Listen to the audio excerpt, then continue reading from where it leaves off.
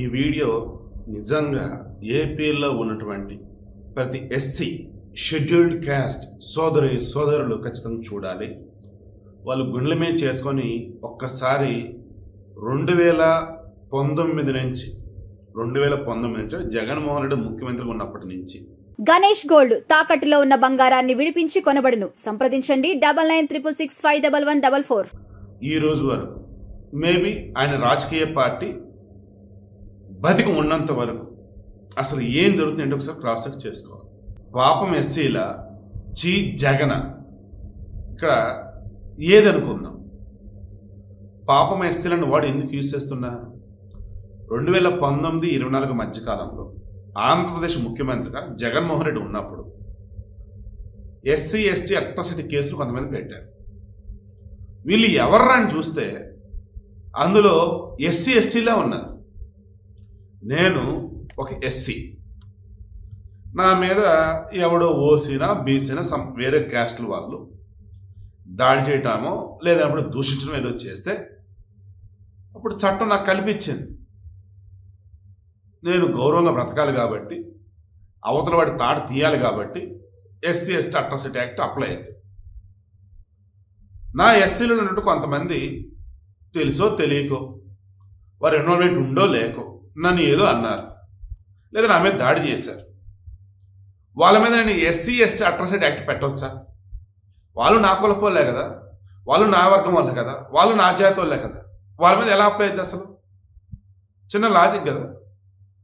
పోలీసులకు అర్థం కాలేదు, లేదన్నప్పుడు పాలకులు ఎలా చెప్తారని అనుకున్నారు తెలియదు, కానీ పెట్టేశారు. చివరికి కోర్టులో జడ్జిలు అక్షంతలు వేసే వరకు వెళ్ళింది మ్యాటర్. ఇదేంటయ్యా వీళ్ళ మీద ఎస్సీ ఎస్టీ అట్రాసిటీ కేసు ఏంటయ్యా అని చెప్పేసి ఇప్పుడు మరల అక్కడికే వస్తుంది. సమాజంలో ఉన్నటువంటి ఎస్సీలని ఒకనాడు బీసీ ఓసీలు, బీసీ కూడా పక్కన పెడతారు, ఓసీలు అగ్రకులంలో ఉన్న కొంతమంది కొన్ని కులాల వాళ్ళు వారికి తగ్గట్టుగా వాడుకుంటూ సరైన వేతనం ఇవ్వకుండా గౌరవం లేకుండా నానా రకాలకు ఇబ్బందులు పెడుతూ ఉంటే తల వంచుకొని బతికారు. ఎస్సీ ఎస్టీ అట్రాసిటీ యాక్ట్ వచ్చిన తర్వాత కూడా ఆ చట్టం ఒకటి ఉందని కూడా తెలియకుండా అలా బతుకుతూ పోయారు. అయితే మధ్యలో కొంతమంది వీరిని ఉపయోగించుకొని వాంటెడ్ అవతల వాళ్ళ మీద కేసులు పెట్టించారు. పాపం వీళ్ళకి కూడా తెలియదు ఎస్సీ ఎస్టీ అట్రాసిటీ కేసు ఒకటి ఉండిద్ది అన్నట్టు, అవతల తాట తీసి ఆరేయచ్చు అన్నట్టు. అది తెలుసుకొని ప్రపంచంలో వాడి తప్పు చేసిన వాళ్ళు తాట తీసిన వాళ్ళు ఉన్నారండి, కాదనట్ల.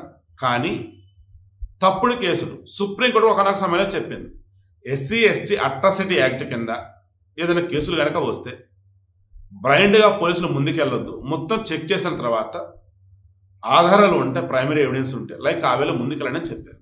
ఇంత ఎందుకు చెప్పానంటే, నేను ఈరోజు పవన్ కళ్యాణ్కి సంబంధించి మొన్న మధ్యలో ఒక మనిషి పవన్ కళ్యాణ్ ఉప ముఖ్యమంత్రిగా ఉన్నాడు, ఇతను తన యొక్క అధికారాన్ని రాజకీయాల కోసం వాడుకుంటున్నాడు, ప్రభుత్వ ధనాన్ని తన సినిమా ప్రమోషన్ కోసం వాడాడు, అతను ప్రభుత్వంలో ఒక భాగంగా ఉంటూ సినిమాలు నటించడం ఏంటని చెప్పేసి అంటే లాంగ్ బ్యాక్ ఓన్లీ ఆ కేసు ఎప్పుడైతే వేశారో అప్పుడే నేను చెప్పా, మాజీ ముఖ్యమంత్రి స్వర్గీయ నందమూరి తారక రామారావు ఆయన ముఖ్యమంత్రిగా ఉన్నప్పుడు నటించాడు, ఈయన ఉప ముఖ్యమంత్రి నటించడం తప్పేంటి? మనకి రాజ్యసభకు కానీ లేదన్నప్పుడు ఎమ్మెల్సీకి సంబంధించి శాసనమండలికి సంబంధించి కానీ గవర్నర్ కోటాలో కానీ లేదు అన్నప్పుడు రాష్ట్రపతి కోటాలో కానీ కవులు కళాకారులు ఇలా వీరికి సంబంధించి ఏకంగా నామినేట్ కూడా చేయొచ్చు వారిని, రాజ్యసభ ఎంపీగా అయినా ఇక్కడ అసెంబ్లీకి సంబంధించి మన శాసనమండలి ఎమ్మెల్సీగా అయినా. అంటే కవులు కళాకారులని గౌరవించేందుకు గాను నామినేటెడ్ కోటాలో ఎంపీలు తర్వాత ఎమ్మెల్సీ పోస్టులే ఉన్నాయి. అట్లాంటిది ప్రజల చేత ఎన్నుకోబడ్డటువంటి ఓ వ్యక్తి తాను కళాకారుడు, తాను సినిమాలు నటిస్తే తప్పేంటి? ప్రభుత్వ ధనాన్ని ఏం వాడాడు అసలు ఏంటి అని కూడా మాట్లాడుకున్నాం. ఖచ్చితంగా ఈ కేసు ఎవరైతే వేశారో వాళ్ళ మీద అక్షంతలు వేయటం ఖాయమని. ఎగ్జాక్ట్ నేను అదే జరిగింది.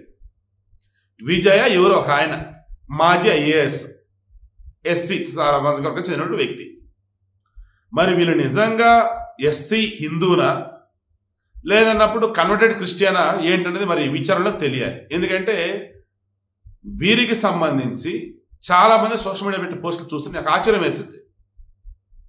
వీళ్ళు కన్వర్టెడ్ క్రిస్టియన్ అని, కానీ అంబేద్కర్ మహానుభావుడేమో ఏ మతాన్ని అయితే వ్యతిరేకించాడో తాను చనిపోయిన తర్వాత కూడా తన శరీరం అన్నది క్రైస్తవంలోకి మారదని చెప్పాడో ఆ క్రైస్తవంలోకి వీరు వెళ్ళి అదే క్రైస్తవంలో ఉంటూ వీరేమో అంబేద్కర్ మహానుభావుడు రచన రాజ్యాంగాన్ని అడ్డు పెట్టుకొని ఎస్సీ హిందూ అని చెప్తూ అవతల మీద ఎస్సీ ఎస్టీ అట్రాసిటీ కేసులు పెడతాం కావచ్చు, ఎస్సీ అన్న దాన్ని అడ్డు పెట్టుకొని వీరికి నచ్చినట్టుగా ఊరేగుతుందని చెప్పి చాలా మంది పోస్టులు పెడుతూ ఉన్నారు. సో నాకు క్లారిటీ లేకుండా అనలేను ఇక్కడ ఆయన మతం మారాడు అది లేదని. బట్ నేను ఒకటి చెప్తున్నా, ఒక మాజీ ఐఏఎస్ ఆయనకి తెలియదా ఒకనాడు ముఖ్యమంత్రిగా ఉన్నటువంటి ఎన్టీ రామారావు సినిమాలో నటించలా? అంత చిన్న లాజిక్ ఎలా మర్చిపోయాడు ఏంటి ఆయన? నిజంగా ఆయన వెనక జగన్ నుండి అంతా చేపించాడా? జగన్ మెప్పు కోసం ఆయన చేశాడా? లేదన్నప్పుడు ఆయన వెనక ఎవరో ఉండి ఇలా చేస్తారా? లేదన్నప్పుడు ఆయన ఇలా చేశాడని నాకు అర్థం కావట్లేదు. ఆయన మనస్సాక్షి సమాధానం చెప్పాలి. నేను ఆయనది అయిపోయింది అనుకుంటే మరల ఈరోజు వచ్చేసి ఇంకొకటి రైల్వే రిటైర్డ్ ఉద్యోగి పేరు కొండలరావు ప్రజా ప్రయోజన వ్యాజ్యం దాఖలు చేశారు. ఇదేంట్రా అంటే ఆయన ఉప ముఖ్యమంత్రి, ఆయన ఫోటోని ప్రభుత్వ కార్యాలయంలో పెట్టేదేంటి? ప్రభుత్వ కార్యాలయంలో పెట్టాలి ఉప ముఖ్యమంత్రి ఫోటో అని చెప్పేసి ఆయన రాజ్యాంగంలో ఉందా? అరలా పెడతారా అసలు? పవన్ కళ్యాణ్ ఫోటో తీసేయాల్సిందే అని చెప్పేసి ప్రజా ప్రయోజన వ్యాజ్యం. ఇది ఎవరురా వాదించారు ఏంటంటే మనకున్న సమాచారం మేరకు ఒకే ఎస్సీ. ఇక్కడ నేను ఎస్సీ అన్న వర్డ్ ఎందుకు యూజ్ చేయాల్సి వస్తుందంటే మరలా చెప్తున్నా, నాకు పాపం అనిపిస్తా ఉంది. వీళ్ళు తెలిసి ఇన్వాల్వ్ అవుతున్నారా తెలియక ఇన్వాల్వ్ అవుతున్నారా అసలు అర్థం కావట్లా. ఎందుకంటే ప్రజా ప్రయోజన వాద్యం అన్నప్పుడు ప్రజలకు సంబంధించి సమాజ సంస్థ ఉపయోగపడే విధంగా ఉండాలి. నిన్న అక్షంతలు వేసింది కోర్టు, ఈ రోజు కూడా కోర్టు అక్షంతలు వేసిందని చెప్పేసి అనిపిస్తుంది నాకు. బట్ ఇక్కడ విషయం ఏంటి? అయ్యా కోర్టు ఏం చెప్పిందంటే, అయ్యా ఇది రాజకీయ పరంగా కనిపిస్తుంది కానీ సమాజానికి ఏ రకం ఉపయోగపడిద్ది అయ్యా ఈ కేసు? ఒక ఉప ముఖ్యమంత్రి ఫోటోని ప్రభుత్వ ఆఫీసులో పెట్టాలా లేదా అన్నది అధికారంలో ఉన్న వాళ్ళు వాళ్ళ ఇష్టం. దానివల్ల అసలు నష్టం ఏముంది? దానివల్ల అసలు ఇబ్బంది ఏముంది? పెట్టొద్దు, ఒక ఉప ముఖ్యమంత్రి ఫోటోని ప్రభుత్వ ఆఫీసులో పెట్టొద్దని ఏదైనా చట్టం ఉందా? అటువంటి చట్టం ఏమీ లేదే.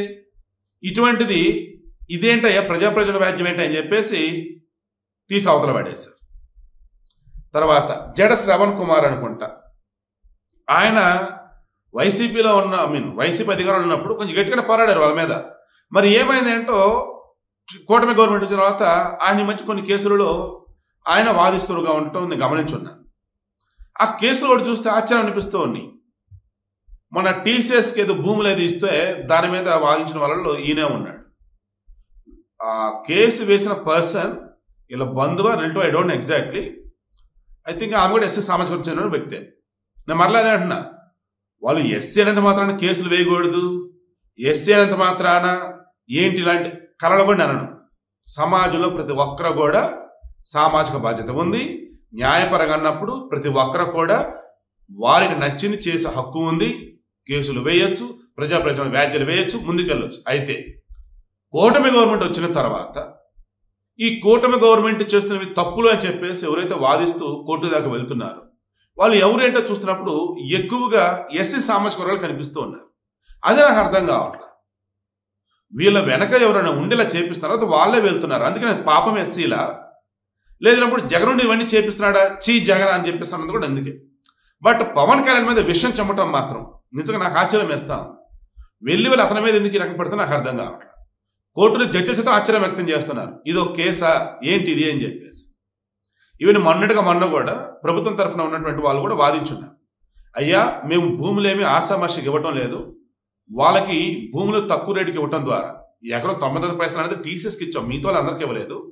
ఆ టీసీఎస్ కూడా ఇవ్వటం ద్వారా 25,000 మందికి ఇక్కడ ఉద్యోగ అవకాశాలు వస్తాయి, పెట్టుబడులు భారీ మొత్తంగా వస్తున్నాయి, మొత్తం ప్రాంతం డెవలప్ అయింది అని చెప్పేసి మొత్తం ఎక్స్ప్లెయిన్ చేసుకుంటూ వచ్చారు. నా తెలిసి కోర్టు కూడా ఆ కేసు కూడా పక్కన పెట్టేసి సంతమైన మరలా చెప్తున్నా, నిజంగా రాజ్యాంగం ప్రసాదించినటువంటి హక్కులు అన్నవి ఏవైతే అవి వాడుకొని చట్టం మనకి ఏదో రక్షణ కల్పించిందో దానితో గొప్పగా ఎదుగుదాం. ఎస్సీ ఎస్టీ బీసీ ఓసీ ఎవరైనా కానీ. బట్ రాజకీయ చట్టంలో ఇరుక్కొని ఎవరో ఏదో మనల్ని ప్రభావితం చేస్తూ ఉంటే మనం గనక ఆ రకంగా ఏ మాత్రం కానీ ఇంపాక్ట్ అయ్యాము అంటే అది కోర్టు జడ్జిలు కానీ గమనిస్తే దానివల్ల సామాన్య ప్రజానికి నెగిటివ్ మెసేజ్ వెళ్ళింది. దండం పెట్టి మరీ చెప్తున్నా, దయచేసి వైసీపీ ట్రాప్లో ఎవరూ పడద్దు. అండ్ పవన్ కళ్యాణ్ మీద వ్యక్తిగతంగా మీకు ఏదన్నా వేరే ఉంటే అది వ్యక్తిగతంగా చూసుకోండి తప్ప కోర్టులో నిలవనటువంటి కేసులు వేసి ఆ ప్రతిష్ట పాలు కావద్దు. It's my sincere request. 2019-24 మధ్య ఎస్సీ ఎస్టీ అట్రాసిటీ అంటూ మరల ఎస్సీ ఎస్టీల మీద కేసులు పెట్టినటువంటి జగన్మోహన్ రెడ్డి ఈరోజు ఇంకా అలాగే ఉన్నాడా, ఇంకా వైసీపీ ట్రాప్లో ఎవరైనా ఉండి అలాగే ముందుకెళ్తున్నారా ఏంటంటే ఊహకు అందటం లేదు అసలు. ఇది జడ్జిలే దీనికి సంబంధించి క్రాస్ చెక్ చేసి లోతైన విచారణ చేసి వాళ్ళు ప్రాపర్ వేలో జడ్జిమెంట్ ఇచ్చే రోజు వస్తుందని చెప్పేసి కోరుకుంటూ ఉన్నారు.